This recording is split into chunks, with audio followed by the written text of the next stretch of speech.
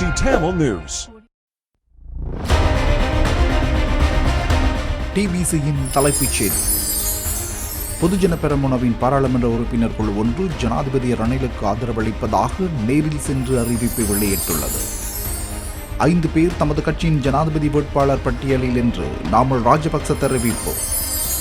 3வது உள்நாட்டு யுத்தம் போன்ற நிலைமை உருவாகும் வகையில் மக்கள் தமது வாக்குகளை பயன்படுத்துவார்களா என்ற சந்தேகம் வெளியிடப்பட்டுள்ளது.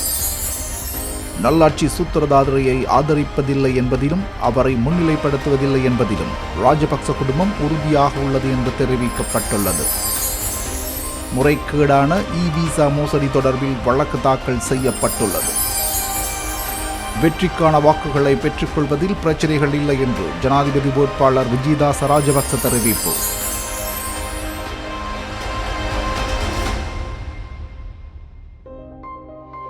வணக்கம். இது டிபிசியின் காலை நேர பிரதான செய்திகள். இனி விரிவான செய்திகளை பார்ப்போம். சுயாதீன வேட்பாளராக களமிறங்க உள்ளதாக அறிவித்துள்ள ஜனாதிபதி ரணில் விக்ரமசிங்கவுக்கு தமது பூரணமான ஆதரவை தெரிவிப்பதாக பொதுஜன பெரமுனவின் குழு ஒன்று இணக்கம் வெளியிட்டுள்ளது. ஜனாதிபதி ரணில் விக்ரமசிங்கவுக்கும் பொதுஜன பெரமுனவின் உறுப்பினர்கள் குழுவிற்கும் இடையில் இடம்பெற்ற கலந்துரையாடலின் போது இவ்விதமாக இணக்கம் ஏற்பட்டுள்ளது. ஸ்ரீலங்கா பொதுஜன பெரமுனவின் நிறைவேற்றுக்குழு கூட்டத்தின் பின்னர் இந்த கலந்துரையாடல் இடம்பெற்றுள்ளதுடன் பெரமுனவின் அங்கத்துவர்கள் உட்பட்ட ஏறக்குறைய 70 பேர் இதில் கலந்து கொண்டிருந்தார்கள். ஐக்கிய தேசிய கட்சியின் தேர்தல் செயற்பாடு அலுவலகத்தின் 1 மணித்தேலத்திற்கு மேலாக இந்த கலந்துரையாடல் இடம்பெற்றுள்ளது. அத்துடன் தேர்தல் தொடர்பான செயற்பாடுகளும் இதன்போது பகிர்ந்தளிக்கப்பட்டுள்ளது. இந்த நிலையில் குறித்த கலந்துரையாடலில் மஹிந்தானந்த அலுத்கமகே, திலும் அமுனுகம, கஞ்சன விஜயசேகர, எஸ்.பி. திசாநாயக்க, லொஹான் ரத்வத்த, கீதா குமாரசிங்க, அலி சப்ரி உள்ளிட்டவர்களும் பங்கேற்றிருப்பதாக அறிவிக்கப்பட்டுள்ளது. இதேவேளை ஜனாதிபதி ரணில் விக்ரமசிங்கவுக்கு ஆதரவு வழங்கப் போவதாக ராஜாங்க அமைச்சர் பிரமித்த பண்டார தென்னகோன் தெரிவித்துள்ளார். ஜனாதிபதிக்கு ஆதரவளிப்பதில்லை என ஸ்ரீலங்கா பொதுஜன பெரமுன தீர்மானித்துள்ள பொழுதிலும் ஜனாதிபதிக்கு ஆதரவளிக்கப் போவதாக அவர் தெரிவித்துள்ளார். ஸ்ரீலங்கா பொதுஜன பெரமுன எவ்விதமான தீர்மானத்தை எடுத்திருந்தாலும் சரி, கட்சியின் பெரும்பான்மையான பாராளுமன்ற உறுப்பினர்களுடன் நான் ஜனாதிபதிக்கு எதிர்வரும் தேர்தலில் ஆதரவளிப்பேன் என்றும் நாட்டை மிக முக்கியமான தருணத்தில் காப்பாற்றியவர் என்றும் அவர் தெரிவித்துள்ளார். முன்னதாக பொதுஜன பெரமுனவின் நிறைவேற்றுக்குழு கூட்டத்தில் ஜனாதிபதி வேட்பாளரை நிறுத்துவது குறித்த வாக்கெடுப்பின் போது மஹிந்தானந்த அலுத்கமகே, பந்துல குணவர்தன, பிரதீப் உந்துகட, கோகில அர்ஷினி குணவர்தன, ஷான் பிரதீப், ரமேஷ் பத்திரன, கஞ்சன விஜயசேகர, பிரசன்ன ரணதுங்க, கனக ஹேரத், மொஹான் பிரியந்த, ஜானக வக்கும்புர ஆகியோர் எதிராக வாக்களித்திருந்தமை குறிப்பிடத்தக்கது.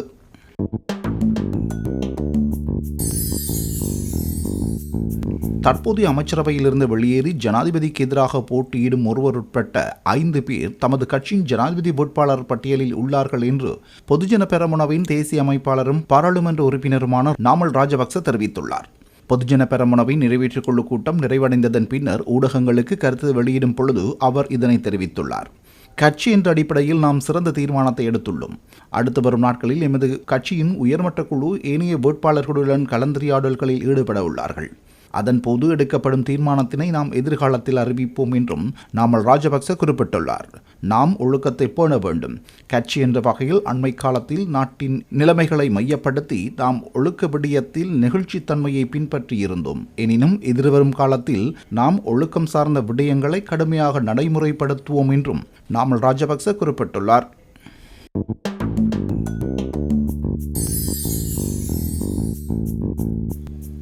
மூன்றாவது உள்நாட்டு யுத்தம் போன்ற நிலைமை உருவாகும் வகையில் மக்கள் தமது வாக்குகளை பயன்படுத்துவார்களா அல்லது அவ்வாறானதொரு சூழ்நிலை ஏற்படாமல் தடுப்பதற்கு செப்டம்பர் மாதம் 21ஆம் திகதி தமது வாக்குகளை பயன்படுத்துவார்களா என்ற கேள்வி ஏற்பட்டுள்ளதாக பாராளுமன்ற உறுப்பினர் வஜிர அபிவர்தன தெரிவித்துள்ளார்.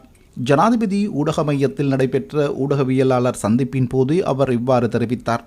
எதிர்வரும் செப்டம்பர் மாதம் 21ஆம் திகதி நடைபெறவுள்ள ஜனாதிபதி தேர்தல் இந்த நாட்டின் 9வது நிறைவேற்று அதிகாரம் கொண்ட ஜனாதிபதியை தெரிவு செய்வதற்கான முக்கியமான தேர்தலாக அமையும்.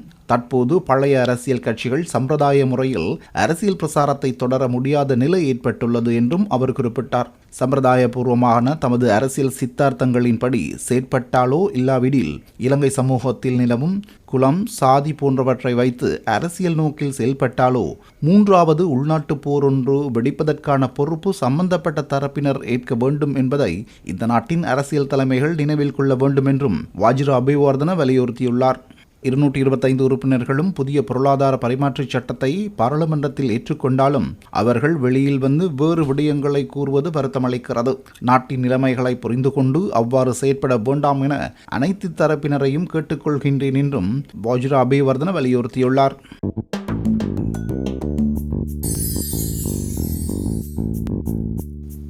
நல்லாட்சி சூத்திரதாரியை ஆதரிப்பதில்லை என்பதிலும் அவரை முன்னிலைப்படுத்துவதில்லை என்பதிலும் ராஜபக்ச குடும்பம் உறுதியாக உள்ளது என்று ரஷ்யாவுக்கான முன்னாள் தூதுவர் உதயங்க வீரதுங்க தெரிவித்துள்ளார்.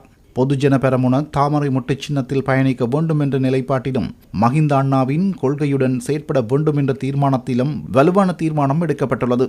அதற்கு நாமல் ராஜபக்ச காரணமாக இருக்கின்றார் என்றும் அவர் கூறினார். ரணில் விக்ரமசிங்கவின் சேவை காலத்தில் 52 நாட்கள் மாத்திரமே எஞ்சியுள்ளன. அதன் பின்னர் பாராளுமன்றம் கலைக்கப்படும். அவ்வாறான நிலையில் தற்போது மொட்டுவை விட்டுச் சென்றவர்கள் மீண்டும் பாராளுமன்றம் செல்வதற்கு ஒரு கட்சி இருக்க வேண்டும். தற்போதைய நிலையில் நாடளாவிய ரீதியில் வலையமைப்பை கொண்ட கட்டமைப்புடன் பொதுஜன பெரமுனவே உள்ளது என்றும் அவர் குறிப்பிட்டுள்ளார். அத்துடன் கம்பஹா மாவட்டத்தில் போட்டியிட்ட மொட்டு கட்சியின் தலைவர்களால் உடனடியாக ஐக்கிய தேசிய கட்சியின் மாவட்ட தலைவராக மாற முடியும். ஏனென்றால் அக்கட்சிக்குரிய அங்கத்தவர்கள் உள்ளனர். இதுதான் பிரச்சனை. இதனால் தான் மொட்டு கட்சியின் ஆதரவு தளம் அவ்வாறே உள்ளது என்றும் அவர் சுட்டிக்காட்டியுள்ளார்.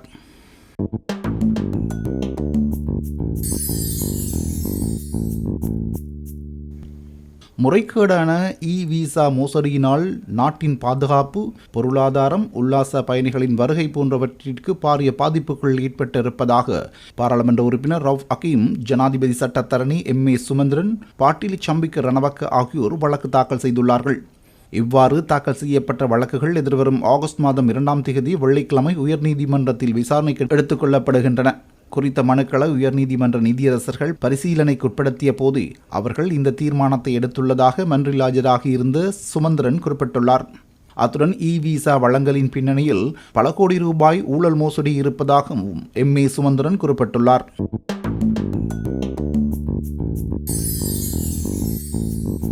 தேர்தலில் வெற்றிக்கான வாக்குகளை பெற்றுக்கொள்வதில் பிரச்சினைகள் இல்லை என்று ஜனாதிபதி வேட்பாளர் விஜயதாச ராஜபக்ச தெரிவித்துள்ளார். நாட்டில் 1994ஆம் ஆண்டிலிருந்து தெரிவு செய்யப்பட்ட சந்திரிகா குமாரதுங்க உள்ளிட்ட அனைத்து ஜனாதிபதிகளும் ஸ்ரீலங்கா சுதந்திர கட்சியின் வாக்குகளின் அடிப்படையிலாகும் என்றும் அவர் சுட்டிக்காட்டியுள்ளார். 2019இல் கோட்டாபய ராஜபக்சவுக்கு அளிக்கப்பட்ட 69 லட்சம் வாக்குகளில் 50 லட்சம் வாக்குகள் ஸ்ரீலங்கா சுதந்திர கட்சியின் வாக்குகளாகும். அந்த 50 லட்சம் வாக்குகளுக்காக ஜனாதிபதி தேர்தலில் போட்டியிடுவதற்கு யாரும் இல்லாத காரணத்தினால் நான் முன்வந்தேன் என்றும் விஜயதாச ராஜபக்ச சுட்டிக்காட்டியுள்ளார். ஸ்ரீலங்கா சுதந்திர கட்சியின் அரசியல் சபையின் 15இல் 12 என்னுடன் இருக்கிறது. ஏனைய 3 அமைச்சர் நிமால் சிறிபாலவுடன் இருக்கிறது. 240 பேர் கொண்ட கட்சி நிறைவேற்று சபையில் 20க்கும் குறைவானவர்கள் வரை நிமால் சிறிபால டி சில்வாவுடன் இருக்கிறார்கள் என்றும் அவர் கூறினார். என்னுடன் 220க்கும் அதிகமானவர்கள் இருக்கிறார்கள். அதுபோன்று மாவட்ட அமைப்பாளர்களை நாங்கள் சந்தித்து கலந்துரையாடி வருகிறோம். அவர்களின் 2 அல்லது 3 பேரே பிரிந்திருக்கின்றார்கள். ஏனையவர்கள் அனைவரும் எம்முடனேயே இருக்கிறார்கள் என்றும் விஜயதாச ராஜபக்ச குறிப்பிட்டுள்ளார்.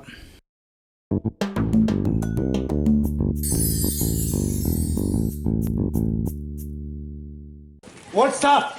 Are you going to come out or not? You also come out. What? Wait, what staff are you in? No, get out! If he doesn't come out, I'm going to come down there right now. Ask him to come out. Then kill him out. No. I'm so sorry, but this is the reality of it. So much of exploitation.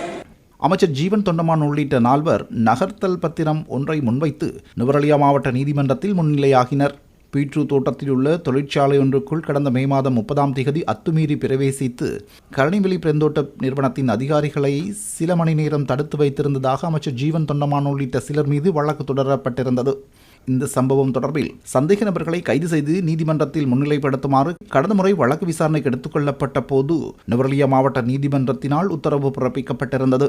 குறித்த வழக்கு அடுத்த மாதம் 26ஆம் தேதி விசாரணைக்கு அழைக்கப்படவிருந்த நிலையில் நகர்த்தல் பத்திரம் ஒன்றை முன்வைத்து அமைச்சர் ஜீவன் தொண்டமான் உள்ளிட்ட 4 நீதிமன்றத்தில் முன்னிலையாகியிருந்தனர். எனினும் குறித்த வழக்கு தொடர்பில் போலீசாரினால் சந்தேக நபர்கள் இன்னும் பெயரிடப்படாமையினால் விசாரணை தொடர்பான அறிக்கையை அடுத்த மாதம் 26ஆம் தேதி மன்றில் முன்வைக்குமாறு நுவரெலியா மாவட்ட சிரேஷ்ட அத்தியட்சகர் மற்றும் உதவி காவல்துறை அத்தியட்சகர் ஆகியோருக்கு நீதிபதி உத்தரவிட்டமை குறிப்பிடத்தக்கது.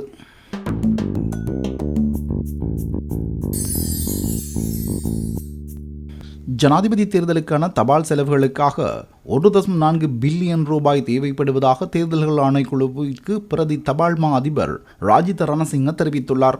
சாதாரண தபால், பதிவு தபால், காகிதாதிகள், போக்குவரத்து, நிர்வாக கட்டணம் உள்ளிட்ட பல்வேறு செலவுகளை மதிப்பிட்டதன் அடிப்படையில் ஜனாதிபதி தேர்தலுக்கென தபால் திணைக்களத்தின் செலவுகள் மதிப்பிடப்பட்டுள்ளன.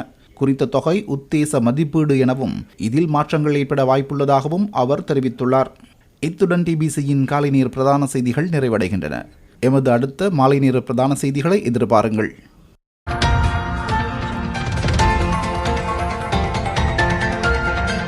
TBC Tamil News.